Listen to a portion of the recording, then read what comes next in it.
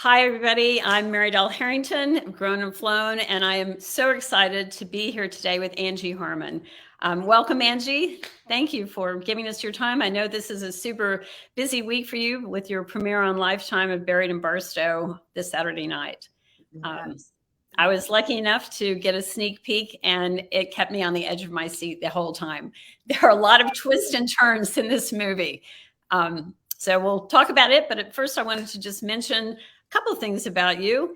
Angie Harmon is an award-winning actress and well-known for her role as Abby Carmichael on the Emmy Award-winning show Law and Order. She also played Jane Rizzoli on the series Rizzoli and Isles, which earned her a People's Choice Award for favorite cable TV actress and a Gracie Award named after legendary film actress Gracie Allen for outstanding female actor in a leading role in a drama series or special from the Alliance of Women in Media Foundation. Angie is also the mom of 3 daughters, the oldest of whom is graduating from high school this spring. I know that's a huge moment for you, for your daughter, for your family. It's having been there and done that with our 2 kids. I know it's highly emotional time. Really A Dallas native, Angie got her start by winning 17 Magazine's modeling contest at the age of 15 and has had an incredibly prolific and successful acting career since then. Last year, she signed a multi-picture development deal with Lifetime, and Buried in Barstow is her first project. She stars as both the lead actress and is also an executive producer. It premieres this Saturday night on Lifetime on June 4th at 8 p.m. Eastern Time. So again, welcome, Angie. We'd like to invite our viewers to send us an emoji, let us know where you're watching from. We always love to know how old our readers and viewers' kids are, so please add that too. So I'd love to ask you a few questions, Angie. Okay. Without spoiling too much of the very juicy plot details, can you give us a brief overview about Buried in Barstow? Sure. Let's see, a brief overview. I think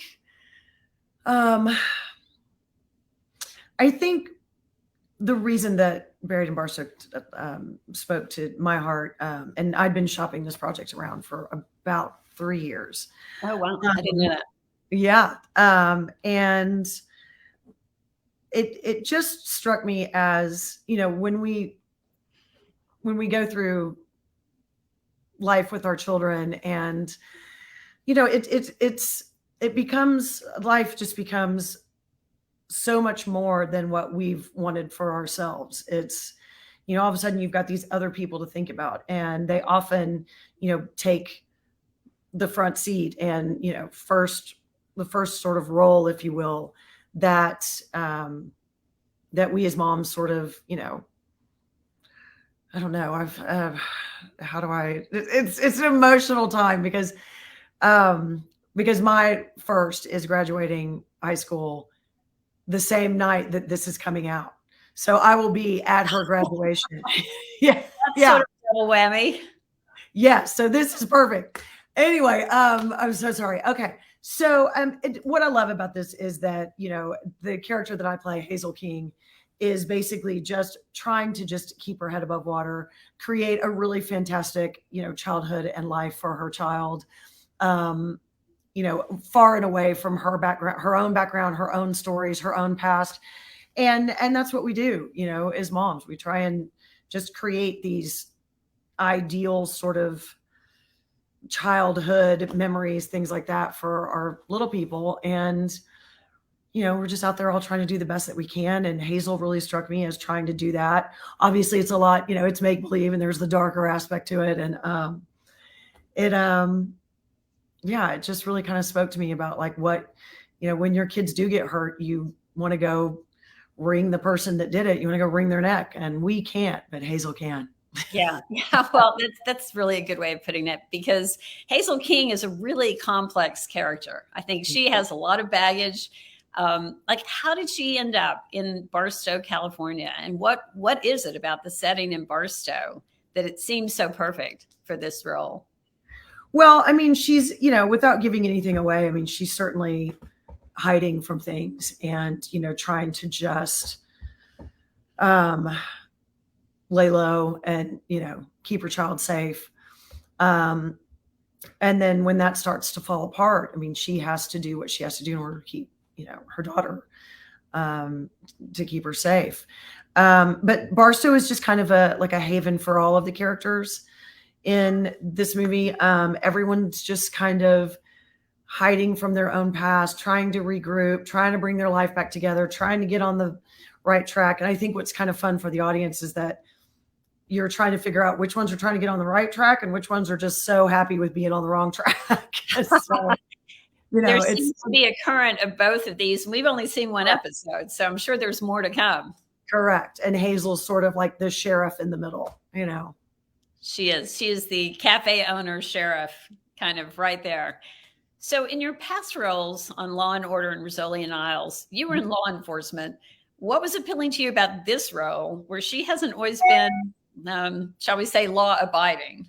Yeah, that was it. The first time in my career, I haven't been on a crime scene that, I could break down and instantly. No, I actually caused the crime scene in this project.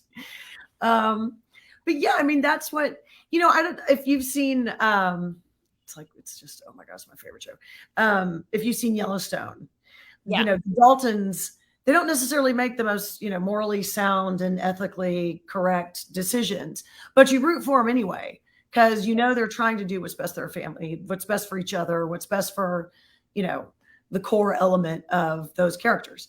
And I think when you see Buried in Barstow, it's the same situation. You watch Hazel, she's not necessarily making what, someone would call a morally and ethically sound decision, but you know her heart and you know where she's coming from and you know what she's doing and why she's doing it. And it's to, protect her daughter. Yeah.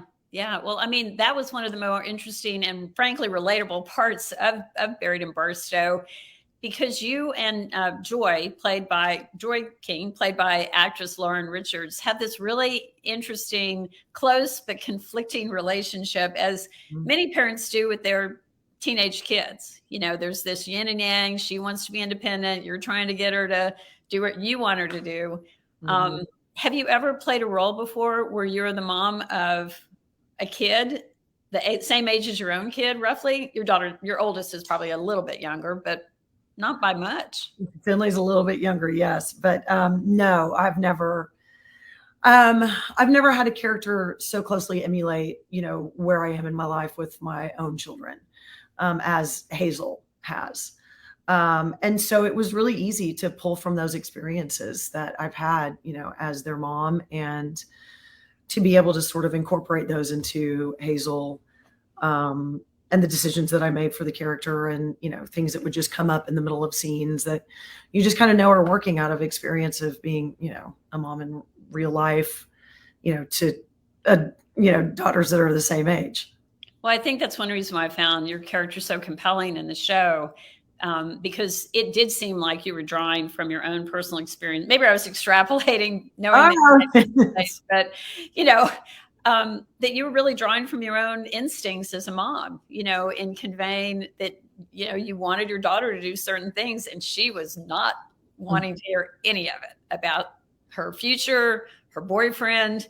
These are all things that I think many of the moms watching today could probably find very relatable. Oh, totally. Yes.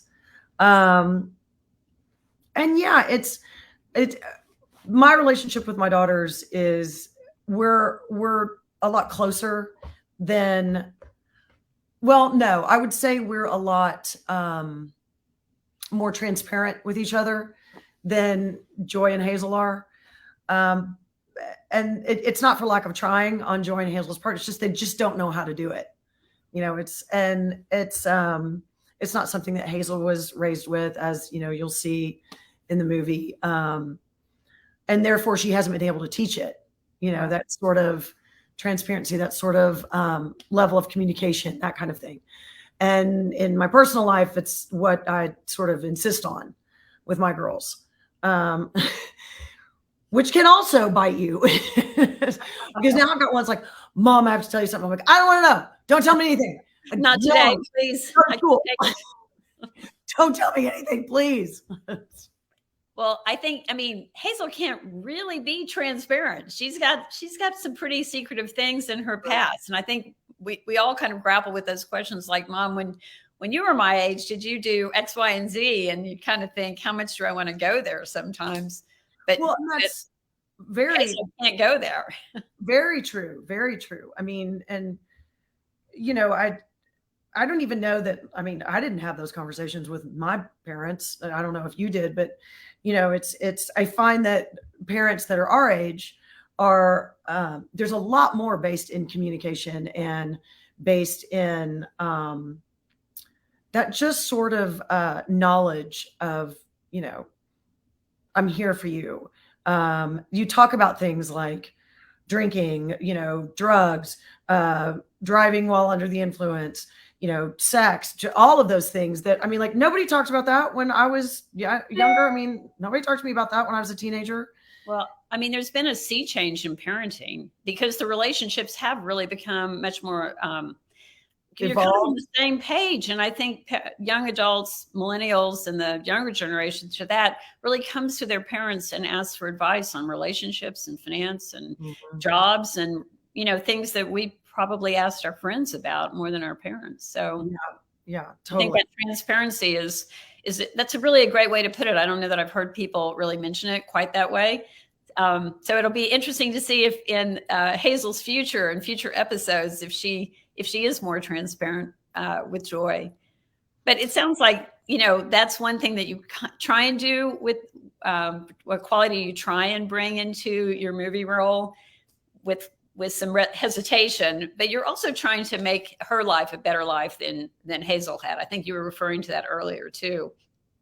It sounds like she had a pretty rough life growing up, although that's not really mentioned too much in the first episode. At least it's referred to, but Yeah. Yeah, no, Hazel did. And so it is her, complete and total life commitment to make sure that Joy never has to go through anything that she had to go through. yeah, well, that comes across. So I just want to take a moment and say hello and welcome people who may have just joined us. I'm Mary Dell Harrington with Grown and Flown, speaking with Angie Harmon, the executive producer and star of Lifetime's new show, Buried in Barstow, that premieres this Saturday night on Lifetime at 8 p.m. Eastern. If you have questions for Angie, please leave them in the comments. Send us some emojis. It's always fun to see. And we love hearing Grown and Flown, how old your kids are. So feel free to add that as well. I see that we've got some questions coming in. That's great. One thing that we wanted to talk to you about also is what do you think viewers would get out of watching the film? That was one of the questions that one of our writers had. Well, I mean, I love just good storytelling and good television. And, I think this one is really unpredictable. And I think it's sort of, it takes you by surprise in a lot of different areas. And that's another thing that I really loved about it. It is sort of like edge of your seat. Just when you think you've got everything figured out, you totally take another left turn. And I do really enjoy that in the television that I watch. And so that's what I wanted it to be. I wanted it to have that kind of, you just don't see it coming aspect to it. So I think that's, one of the things. That's kind of an understatement. I think having watched like from the very beginning, I'm like, did that really happen? Wait a minute. Tell me that didn't happen. And then you watch and see. But anyway, let me get to some of the questions people have for you. So Dana is asking, do we get some good background info on Hazel in the first movie? Yeah, it's in there. I mean, it's there are a few flashbacks. You definitely get where she's coming from and why she is the way that she is. I mean, that's most definitely told. So Simone is asking how much Angie is represented in Hazel. Oh, there's a lot. That's interesting. Tell us more. It's just, I think it's just in that kind of mama lion, protective, don't mess with my kids kind of, extreme that we can all go to as parents. But we, actually can't, because then we go to prison. But Hazel, like I said, gets to do all of it. So it's super fun. That's funny. So Linda's saying she can't wait to see Buried in Barstow and you playing Hazel. Do you know when it will be available to watch in Scotland, in the UK? Oh, I don't. I know we have some of the Lifetime team watching, so maybe they can add that into the comments. Chime that in. Yeah, absolutely. Yeah, I hope so. I hope it's out there. What I really hope so is that when it does air in Scotland, I can come there and do a premiere, because I've been dying to go there. I think that sounds like something that Lifetime needs to get right on. Oh, totally. Yes. So Maureen Stiles is one of Grown and Flown writers, and she's watching today, which is great. Hey, Maureen. She also she watched your movie and gave a great review. And I think Lisa is putting those in the comments right now so that people can get a little more insight into Buried in Barstow. She's saying, I was fortunate enough to get a preview and I'm dying to know about your next project. My next project, let's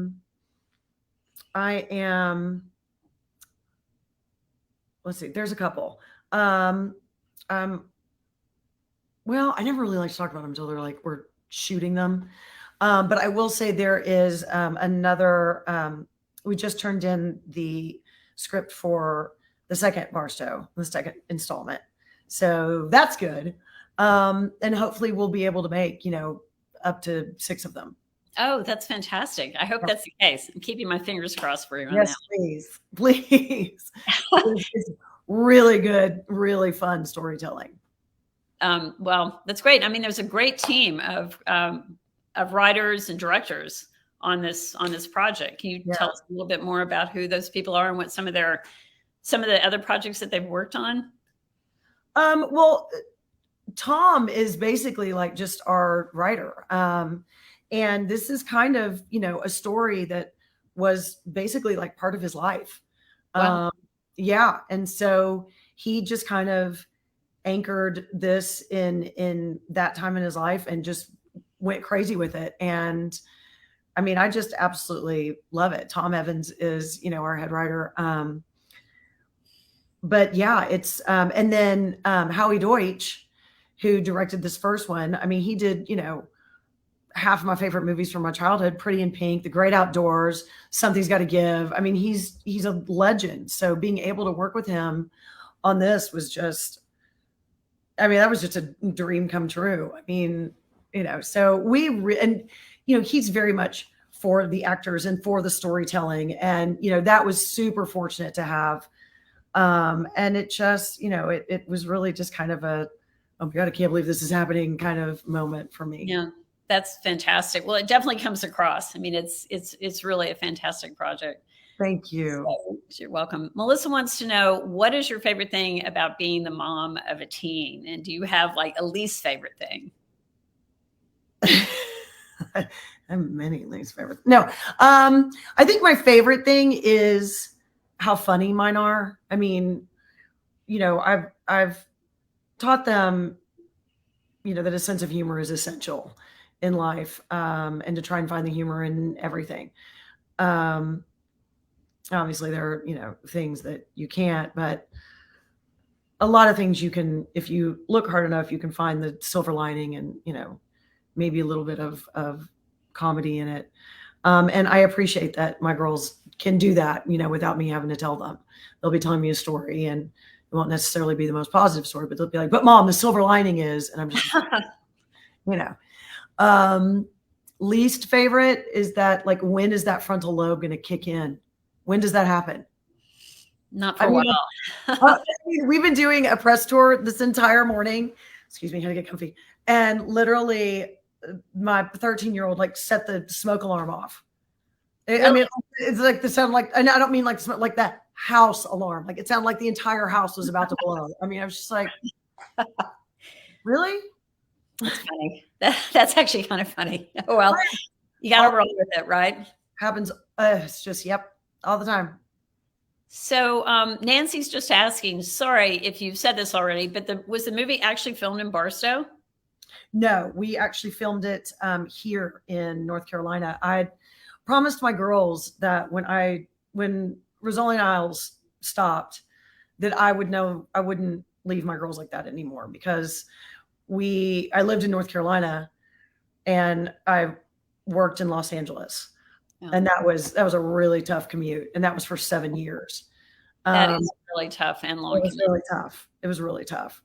And you're not just allowed to go home whenever you want. And, you don't go home to your kids every night. And, even when I was able to fly home, I'd take the red eye, Friday night, I'd sleep for 3 hours on the plane, get here at 6 o'clock in the morning, immediately, come to the house, be like some sort of zombie mom,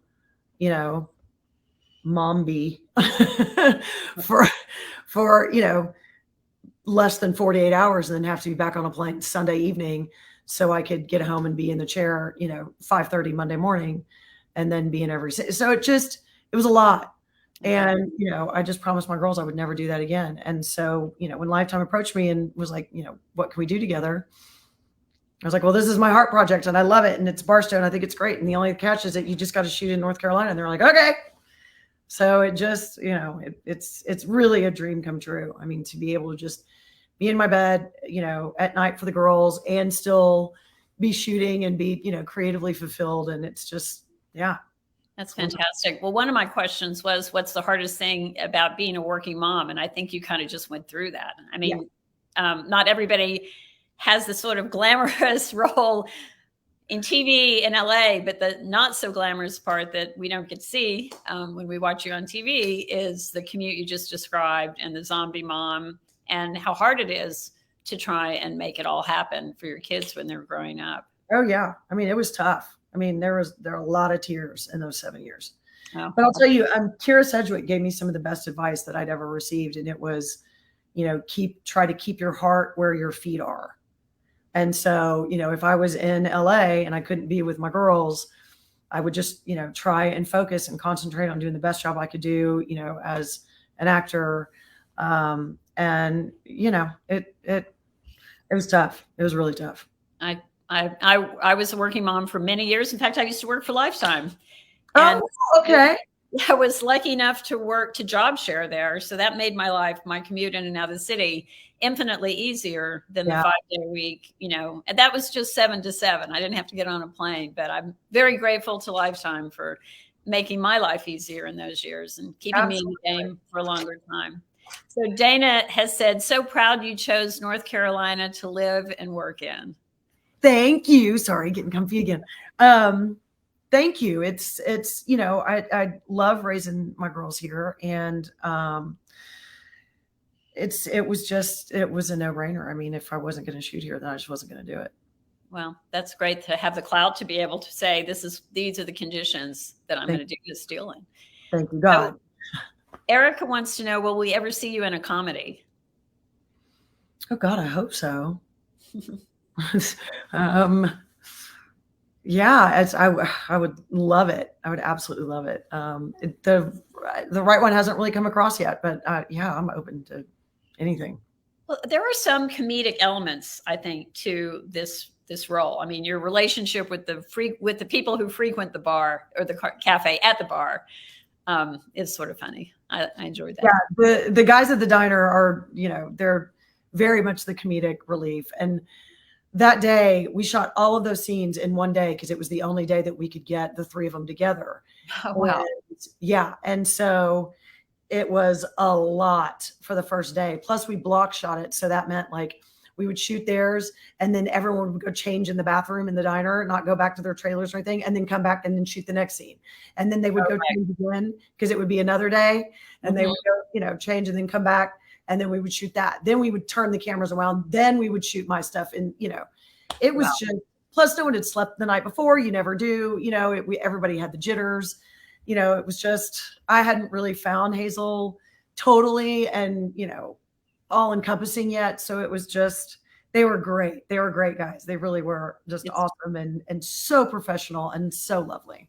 I like that chemistry that you have. It's very, you can kind of imagine people like coming in and like hanging out, and that's their They do that every day. Yep. Talk to you, you know. Absolutely. So Lawfrey, hope I'm pronouncing that correctly, said, how different is it to play Jane versus Hazel? Oh, dramatically. I mean, Jane, let's see. Jane was, let's see, how do I explain this? Maybe I start with Hazel. Well, no, Jane had a lot more fun than Hazel does. You know, Jane was kind of like a superhero, you know, fight for justice and have fun doing it and be funny. And, you know, there was a confidence in Jane that Hazel doesn't really have. Hazel's a lot darker. She's definitely not as nice. And Jane wasn't all that nice either. There's similarity then. There's some similarities, definitely.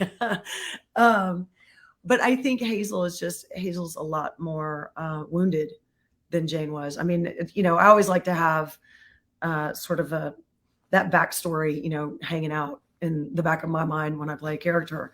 Hazel's backstory is a lot more traumatizing, and there's a lot more hurt and damage there in Hazel than there was in Jane. Yeah. And that's all revealed, you know, in this first movie. So, yeah, I hope you'll be able to tell them apart. Well, she goes on to say she's happy to see you again on her screen and love from Iceland. And she wants to make sure that she gets to watch this movie in Iceland. So that's another one for Lifetime to weigh in on. At this point, Lifetime just needs to like put out like when it's going to be everywhere. I think so. I think that's exactly right. Yeah. Anyway, she says she can't wait to see it. Or this is from Danielle. Can't wait to see it. I got to meet Angie at the Lodge store in Pigeon Forge last year, and it was the highlight of her trip. So you have some fans here from all over the place, apparently, all over the world. So Simone is asking, is there an actor on your wish list who you would like to work with one day? Denzel. Giselle? No, Denzel. Denzel Washington. Denzel. Denzel Washington. Sigourney Weaver. Let's see. Blake Lively. Ryan Reynolds. They're just perfect? Aren't they perfect? They're like little perfect people. It's kind of remarkable people. Everybody on your list. Yeah. Who's the oh God, I can't believe I've already forgotten her name. It's just because you've asked me. She was in she's married to John Krasinski, and she was in the movie where they couldn't speak because the monsters would come and get them. And she was in The Devil Wears Prada. Emma, no, is it Emma? No. Well, her, because she's perfect as well. Okay. I love her. We'll come up with that. I'm drawing a blank too. So Yeah. I guess we're gonna wind it down a little bit. Just want to know if you know, you've been kind enough to engage with our Instagram page. Hopefully, you're getting some advice and inspiration. Totally. Absolutely. I love your page. It is just, I mean, when I can't sleep at night, like I will literally, you know, just go through your entire, which apparently you're not supposed to do, because like that's not what cool people do. You don't go look at past posts. I mean, like I've gone all the way back to your first one. I'm just wow. Yeah, I don't care anything about that. If I want to know, it's like I'm gonna go look. Yeah, well, you'll see yourself on our Instagram page. Yay! Because we've been so excited about working with you on this. And that's a huge shout out to book, by the way. Thank you. You did get it? I got it. I'm so glad. Thank you very much. Yeah. You're welcome. Well, there's a lot of information in there that's really relevant about parents taking their kids to college. Oh gosh. What to do, what not to do. So just saying, when you can't sleep at night and you've gone through our Instagram page, yeah, you can check out all of them. You got it. I'm going to start reading it as soon as I'm done. Good. Well, before we leave, and thank you again for your time. I know this is the end of a long day of press for you, but do you have any advice for the Grown and Flown community, speaking from, you know, your perspective as the mom of a teen? just give them, you know, I mean, you know, I'm a big God fan, really big. And I make sure that my girls are close to God and, you know, just praying for them every day and just teach them a sense of humor. Well, And literally that if they want something, go get it. It's the journey is what makes it so worthwhile. And if it's hard, it's even better. If it's hard, it's even better. Yeah. If it's difficult to get there, even makes it even better when you do.